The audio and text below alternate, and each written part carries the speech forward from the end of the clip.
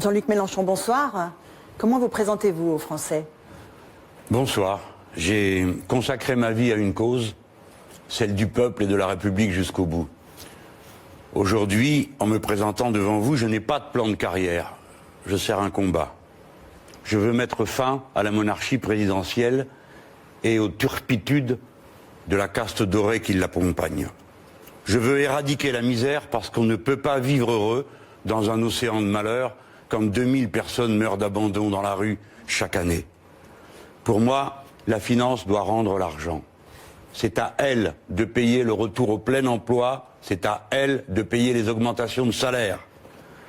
Pour moi, écologiste, le travail humain doit se mettre en harmonie avec la nature et les animaux si l'on veut sauver la civilisation humaine. Pour moi, l'Europe reste une grande idée, bien sûr, mais les traités qui l'organisent sont une grande calamité. C'est pourquoi je veux sortir de ces traités et faire du neuf. Enfin, je vous invite à agir de toutes vos forces pour la paix, car la guerre de nouveau menace. Au total, mon projet est complet et chiffré. L'histoire de notre peuple en tête, je suis prêt à gouverner. Je vous ai entendu, vous avez dit la finance doit payer le retour au plein emploi. Vous proposez-vous d'abroger la loi travail. Vous voulez aussi un grand plan d'investissement de 100 milliards, notamment dans le secteur de l'économie verte. Quel type d'emploi vous voulez créer? À quelle échéance et combien? Alors déjà, vous avez bien fait de rappeler le point de départ. Il s'agit de rétablir l'ordre public social dans notre pays. Du coup, je suis en désaccord total avec ce que vient de dire M. Fillon. Pas question qu'il y ait un code du travail par entreprise, pas plus que, comme je l'ai déjà dit, un code de la route par rue. Tout ça est absurde. Il faut restabiliser le droit social et pour cela, la hiérarchie des normes. La loi d'abord, le contrat après. Et ça crée des conditions d'égalité et de concurrence loyale. Une fois ça fait, il s'agit de relancer l'activité. Et il faut le faire massivement. Donc non pas retirer 100 milliards, comme propose de le faire M. Fillon, de l'économie du pays, mais au contraire les y mettre, en les concentrant sur toutes les tâches de transition écologique. Je pense par exemple aux 100% d'énergie renouvelable, je pense à la modification du modèle agricole, car contrairement à vous, je ne crois pas que le modèle agricole actuel mérite de continuer, car il est extrêmement contre-productif pour la santé des gens. Donc la transition écologique, et puis augmenter les salaires, voilà pourquoi j'ai dit la finance doit payer, oui, augmenter les salaires pour relancer l'activité, et enfin partager le temps de travail, car ce que je veux rappeler à tout le monde ici, c'est que les meilleures années du siècle, pour ce qui est de la création de postes d'emploi, ça a été sous Lionel Jospin au moment où on a réduit le temps de travail à 35 heures. Donc je propose de le réduire dans la semaine, 35 heures, augmenter toutes les heures après. À propos de M. Fillon, vous nous direz si les gens vont travailler gratuitement avec vous de 35 à 39 heures. Et puis, diminuer également dans la vie, c'est-à-dire le retour à la retraite à 60 ans, avec 40 annuités de payer pour pouvoir avoir la retraite à taux plein. Pour ceux qui nous écoutent, pour ceux qui nous écoutent bien comprendre, le travailleur détaché, c'est pas la personne qui est en cause. C'est le fait qu'il est embauché, c'est pas sa nationalité qui compte. Il est embauché et il ne cotise pas, il n'a pas les mêmes cotisations sociales que quelqu'un qui est embauché ici. À la fin, on arrive au résultat suivant. Vous avez 10% des travailleurs détachés qui sont des travailleurs français, sous statut d'une société qui est cachée quelque part dans un paradis fiscal, le plus gros d'entre eux étant le Luxembourg. Voilà ce que cette directive travailleurs détachés qui va détruire notre statut social. Juste un mot pour dire que l'entrepreneur qui fait les choses correctement, qui prend quelqu'un, qui paye des cotisations, mais voit le voisin d'à côté qu'embauche un travailleur détaché qui coûte moins cher, comment voulez-vous qu'il résiste? Merci. Donc, je suis élu, plus de travailleurs détachés. Le cadre nous interdit de développer notre énergie et nos capacités. Pourquoi? Parce que l'harmonisation sociale est interdite dans les traités européens. C'est pas l'idée européenne que je mets en cause. Ce sont les traités que ces messieurs ont fait voter, notamment le gouvernement de François Hollande, le traité budgétaire.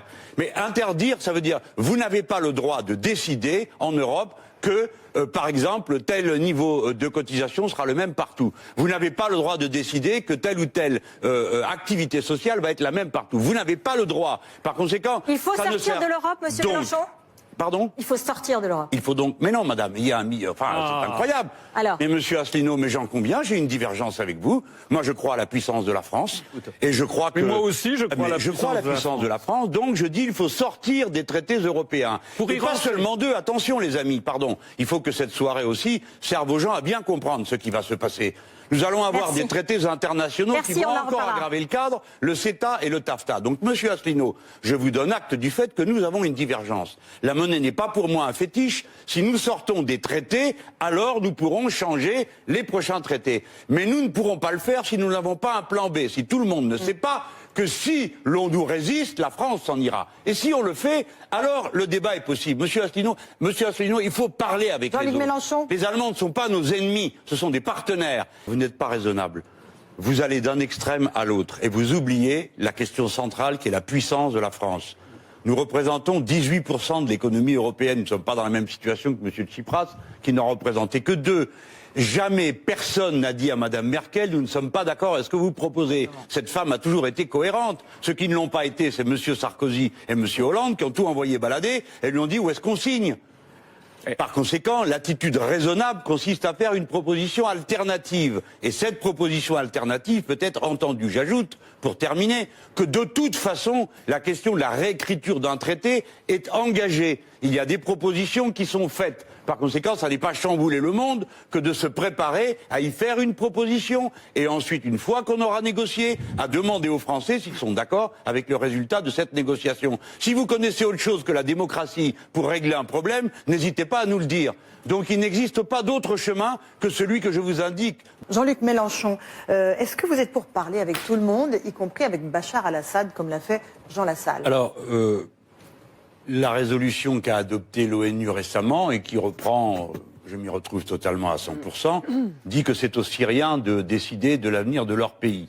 Et la négociation qui a lieu en ce moment, et dont la France, fort malencontreusement, a été éliminée par son attitude inconséquente, prévoit, les Américains en étant d'accord, qu'il y aura des élections en Syrie et que c'est eux qui décideront. Par conséquent, je me range à ce point de vue.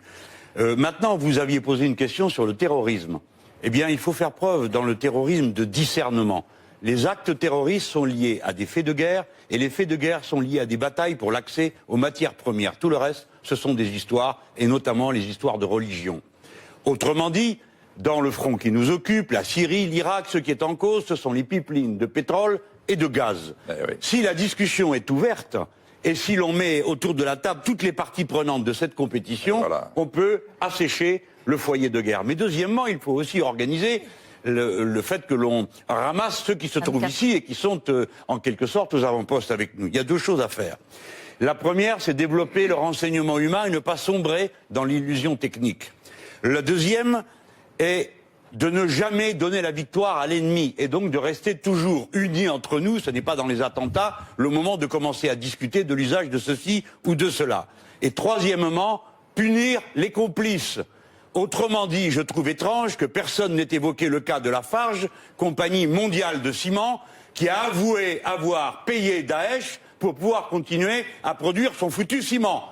Eh bien, cette compagnie doit être ou bien réquisitionnée, ou bien confisquée, mais une décision exemplaire doit être prise contre ceux qui complotent avec l'ennemi. Marine Le Pen. Il faut sortir de l'état d'urgence permanent, mes amis, c'est une erreur.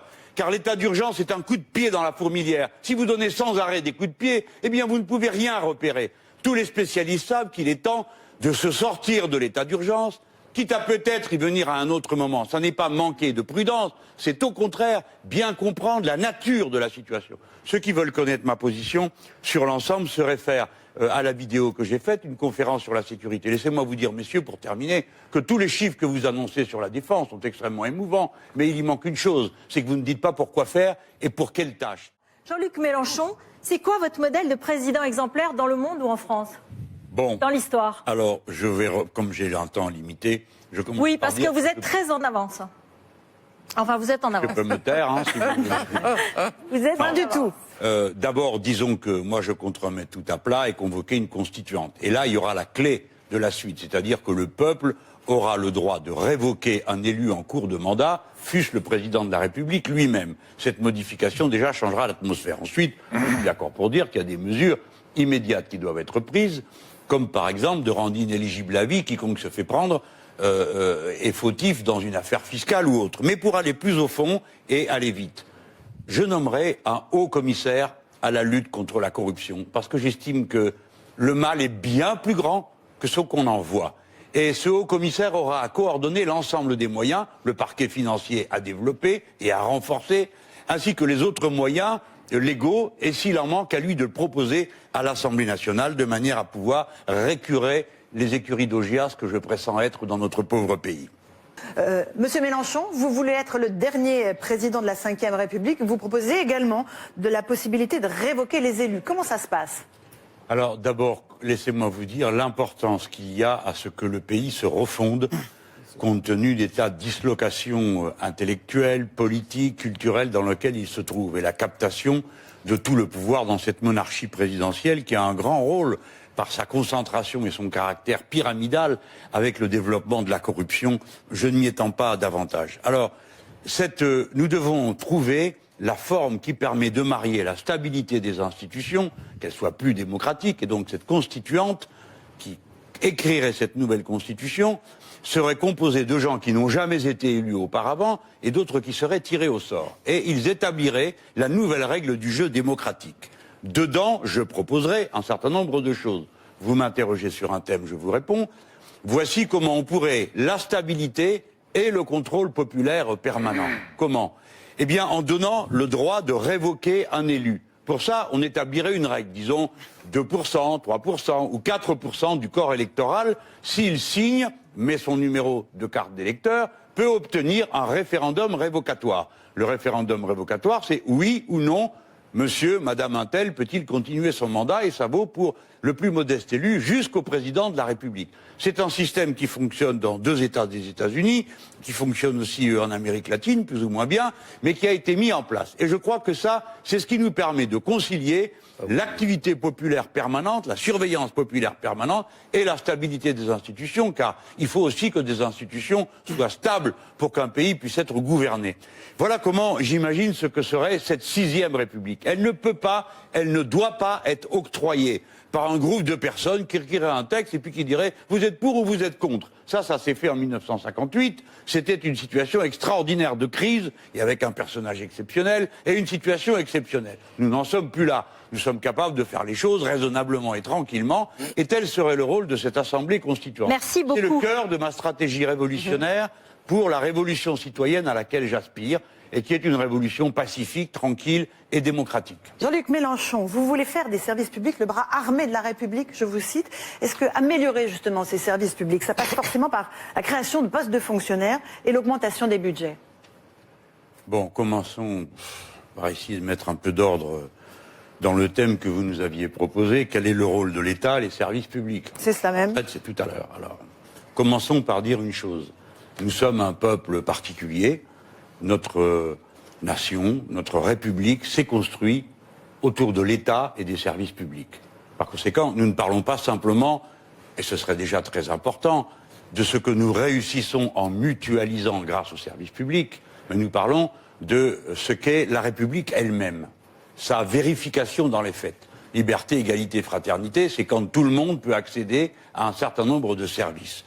Par conséquent, non seulement il faut reconstituer tout ce qui a été détruit, et en particulier dans le secteur de la santé, où il faut aller curer à fond la maladie. Il faut que l'on crée des centres de santé et que l'on recrute des médecins fonctionnaires, car on ne peut plus accepter que le territoire soit déserté par le quadrillage médical et sanitaire. De la même manière à l'école. Bon. Et puis il y a les services nouveaux à créer. Enfin, nous n'allons pas reproduire de manière perpétuelle ce qui a toujours été au motif que ça se trouvait là. Il y a des biens communs organisés. Le service public de l'eau, on a parlé à l'instant, il y a un instant, des Outre-mer. Mais quel scandale qu'à la Guadeloupe, une partie du territoire n'ait pas accès à l'eau potable parce que tout a été détruit et personne ne s'en est occupé. Ou bien qu'à Mayotte, on n'ait pas accès à l'eau potable. Là, je prends des territoires de l'outre-mer, mais l'effondrement des prestations essentielles de la vie des Français se constate dans d'innombrables domaines. Voilà pourquoi il faut pourvoir comme à une situation d'urgence et de crise, et non pas faire des théories en général. Nous devons recruter 60 000 personnes dans le secteur de la santé si nous ne voulons pas que le secteur de la santé s'effondre, ce qui est en train de se produire en ce moment. Nous avons besoin encore de 60 000 personnes dans l'éducation nationale, car nous n'avons pas de bien plus précieux que nos petits, et de les instruire correctement et jusqu'au bout, y compris en donnant aux plus âgés d'entre eux, à partir de 16 ans dans l'enseignement professionnel, des allocations d'autonomie qui leur permettent d'étudier sans être obligés de travailler en même temps. Je prends ces exemples parce que je les crois parlants. Maintenant, il aura été dit au hasard de la discussion une chose très importante concernant la crise financière qui arrive. Je vous adjure de comprendre que nous ne pouvons pas dire à la jeune génération que son avenir, ça va être de payer la dette. Ce n'est pas vrai. La dette ne sera payée ni en France, ni en Espagne, ni au Portugal, ni en Grèce. La dette doit être intégralement rachetée par la Banque centrale européenne, qui doit la transformer en dette perpétuelle, de manière à ce que nos États retrouvent le moyen de respirer, recommençant le cycle de l'investissement massif qui ramène de l'emploi et qui ramène des taxes et qui ramène des impôts. Si nous ne le faisons pas, nous allons mourir sur pied. Et naturellement, comme personne ne le supportera, en tout cas pas moi, je pense que sitôt que le changement de présidence aura eu lieu, il faudra que cette discussion du contenu des traités, du statut de la Banque centrale européenne vienne tout de suite. C'est l'urgence, une urgence vitale si l'on veut sauver l'État et les services publics dans notre pays. Merci Jean-Luc Mélenchon. C'est votre conclusion. Comment comptez-vous rassembler les Français? Oui. Je pense que pour se rassembler, il faut d'abord en finir avec l'argent roi, parce que c'est lui qui divise les êtres humains et qui épuise la nature. Très bien. Et voilà en résumé mon plan. Premièrement, changer les institutions et tout remettre à plat pour avoir une véritable république qui soit vraiment laïque et vraiment sous le contrôle populaire. Ensuite, passer une bonne fois au mode de production et de consommation écologiste. Ensuite, faire payer à la finance et au CAC 40 la part qui lui revient maintenant pour relancer l'emploi et augmenter les salaires, parce qu'ils ont assez pris, le moment est venu, de donner. Plus personne à la rue, plus personne dans la misère, plus personne dans la gêne. Enfin, agir pour la paix. On en aura dit peu de choses ce soir. Mais il y a une guerre qui vient et qui monte, qui tend à se généraliser. Les sources de tension s'observent dans le monde entier et sur ce que le vieux continent. Voilà l'avenir en commun qu'il faut construire maintenant. Françaises, Français, la République, dans notre pays, c'est plus qu'une institution. C'est une manière de penser la vie en commun. Liberté, égalité, fraternité, c'est plus qu'une devise, c'est une feuille de route. Alors bien sûr, maintenant, il s'agit de changer de président, je le sais bien, et de changer de régime, je le propose. Mais avant toute chose, je crois que ce dont il est question, c'est de commencer les jours heureux, car le pays a assez pâti jusque-là, et le moment est venu pour lui de retrouver le goût du bonheur.